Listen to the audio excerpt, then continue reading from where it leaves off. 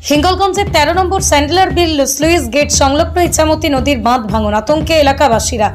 উত্তর ২৪ পরগনার হিঙ্গলগঞ্জের ১৩ নম্বর স্যান্ডলার বিল sluice gate সংলগ্ন এলাকায় ইছামতি নদীর বাঁধ আনুমানিক ৫০ থেকে ৬০ ফুট ধস নেমে বসে গিয়ে ভাঙন ধরেছে। গত কয়েক বছর ধরেই আইলা, আমফান, বুলবুল এই সমস্ত প্রাকৃতিক বিপর্যয়ে মানুষ বহু ক্ষতিগ্রস্ত হয়েছে। তাই এবারও এই নদীর বাঁধ ভাঙনে বর্ষার সময়ে সাধারণ মানুষজন, নীতিশ মণ্ডল, উদ্দীপ আলী সরকার তারা সকলেই জানিয়েছেন সকলেই আতঙ্কে আছেন। নদীর বাঁধের যা পরিস্থিতি হয়ে গেছে তাতে এই ভরা কোটালে যে কোনো মুহূর্তে জল ঢুকে যাবে এলাকায়। তাই সাধারণ মানুষ চাইছেন দ্রুত বাঁধ মেরামতির ব্যবস্থা করা হোক। এ বিষয়ে সানগেলের বিল গ্রাম পঞ্চায়েতের প্রধান পরিতোষ বিশ্বাস তিনি কি জানিয়েছেন, পঞ্চায়েতের পক্ষ থেকে নজরদারি করা হচ্ছে, ভিডিও হিঙ্গলগঞ্জকে জানানো হয়েছে, ইরিগেশন দপ্তরকেও জানানো হয়েছে। হিঙ্গলগঞ্জ থেকে প্রতিনিধি প্রদীপ সরকারের রিপোর্ট, হিঙ্গলগঞ্জ নিউজ।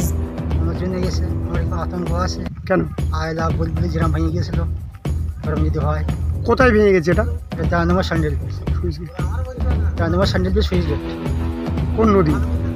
এটা রায়মঙ্গল। কতটা আতঙ্ক আছে? অনেক আতঙ্ক আছে। কি নাম? নীতিশ মণ্ডল।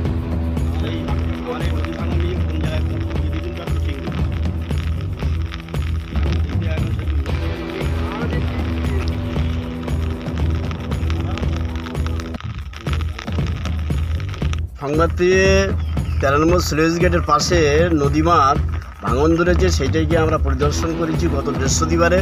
এই সঙ্গে সঙ্গে আমরা বিডিও সাহেবকে জানাইছি এবং আজকেরও আর একটা ভাঙন দেখা দিয়েছে, সেটাও আমরা আজকে দেখে যাচ্ছি। এক্ষুনি আমরা বিডিও সাহেবকে রিপোর্ট করেছি, বিডিও সাহেব এক্ষুনি আবার এডুকেশন দপ্তরকেও রিপোর্ট করছেন। বিডিও সাহেব আগামীকাল আবার বিকালের দিকে আবার দেখতে আসবেন। কত ফুট হতে পারে? তা অন্তত ৬০ থেকে ৭০ ফুট ভাঙন আমরা দেখলাম। আপনার নাম? আমার নাম পরিতোষ বিশ্বাস, প্রধান সান্ডেলবিল গ্রাম পঞ্চায়েত। যে নদীর বাঁধ ভেঙে যাচ্ছে, ধসে যাচ্ছে, তাই দেখতে এসে।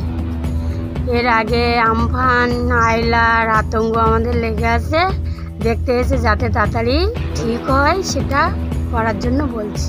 আপনার নাম? আমার নাম দীপালি সর্দার।